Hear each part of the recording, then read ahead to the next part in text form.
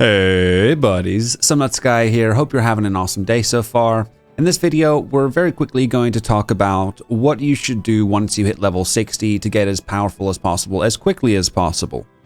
We're going to be going through the earlier stages of being level 60, not so much the later stages, but we'll touch upon the sort of later stages of progression as well. But first and foremost, ideally you want to be getting your faction reputation maxed and farm as many faction tokens as you can, because you want to be able to purchase the faction armor. The faction armor is very good once you've hit level, as soon as you hit level 60. It's 520 gear score. It has resilient, which is one of the best perks in the game, particularly with regards to PvP. And it's a fairly easy, 520 gear score set to get with, and you can obviously, get whatever weight you require, light, medium, heavy.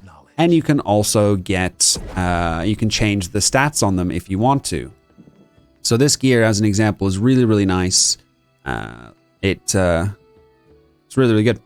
As refreshing as well to reduce your cooldown. So faction gear is what you want to go for as quickly as possible. You can see, you need a lot of tokens to be able to do so. The faction weapons I wouldn't bother with so much. The gear is definitely the way that you want to go. So that's one of the first things that I would do. The other first thing that I would do is start working on your 580 gear score weapon quests. So there are some quests that you can get. Mainly, you'll be able to pick up these quests in the Great Cleave, Eden Grove, or Shattered Mountain areas. And the rewards for these quests will be 580 gear score weapons that are quite nice. Some of them are okay. The musket, as an example, has strength on it, I believe, so that's a bit odd. The Warhammer one is currently bugged, so the boss only spawns once every maintenance. After maintenance it's there, but it doesn't respawn.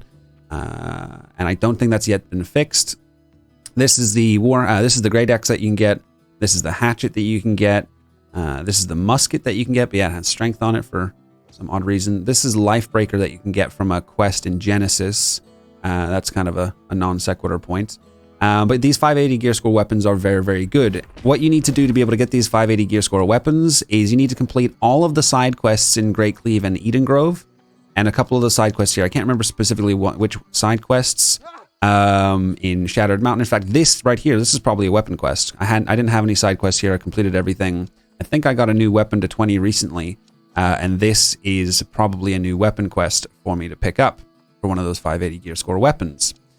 So you want to do all the side quests here, here, and here, and then you can you'll see some new quests pop up in these areas, and those will be your 580 gear score weapons quests.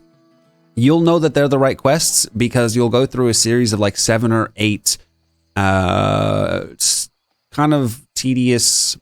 Well, they're not tedious. You're fighting kind of high-level mobs, so it's often not that tedious, I suppose. But you have 7 or 8 stages to these quests where they will take you to elite zones, Mangled Heights, Ambusti, Murkgard, various places to kill a bunch of mobs, loot chests, do various things in these elite zones. Weaver's Fen, you'll end up going here as well. Eridanus, you'll end up going to this spot as well. Can't remember what it's called. Scorpius.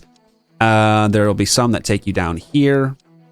So it's pretty obvious when you have the 580 weapon quests, 580 gear score weapon quests. Now, if you have to have the weapons, the weapon skill up to level 20. I know this is all gross because I've leveled these up and haven't really used them that much, but I have been leveling them for when I did want to use them. But once you get these weapons to level 20, then you can start to access those quests. So there are some prerequisites before you can start doing those. I'd get started on those ASAP because the 580 weapons are going to be a massive jump in power once you're able to get those. One little side note is if you have multiple weapons, I think I had 4 level 20 weapons when I got to 60, maybe just 3, I can't remember. If you want to stack those quests, because sometimes the quests will take you to the same areas. You could even go the next step and check online to see, look up those specific quest names and see where they're going to take you, and you can then see where you can match up quests. I think at one point I had 2 quests that I had to do in Murkgard. I think at one point I had 3 quests in Scorpius, and I did them all at the same time, so that can be really, really efficient. So these are the first things I would focus on when you get to level 60. Get your 520 gear score gear from your faction guy.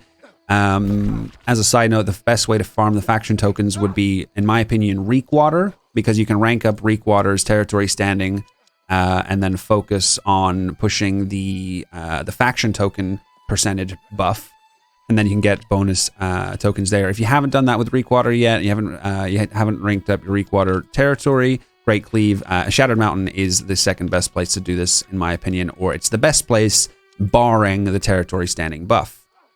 So that's a good way to farm the faction tokens to get the faction gear.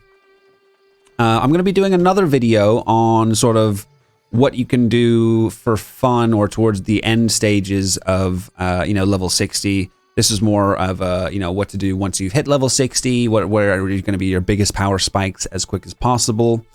Outside of this, you're going to be wanting to grind your gear score, but I'm not going to go into how that works in full detail in this video. I'll probably do another video on how exactly gear score works. There's a lot out there, but I feel like I can explain it in a very clear, concise way that makes a lot of sense.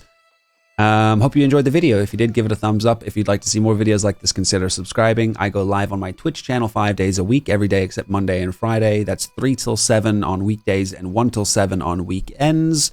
Usually, sometimes the schedule is a little bit changed, but that's usually what it is. And it would be great to see some of you guys there. Regardless, hope you have an awesome rest of your day. Take care.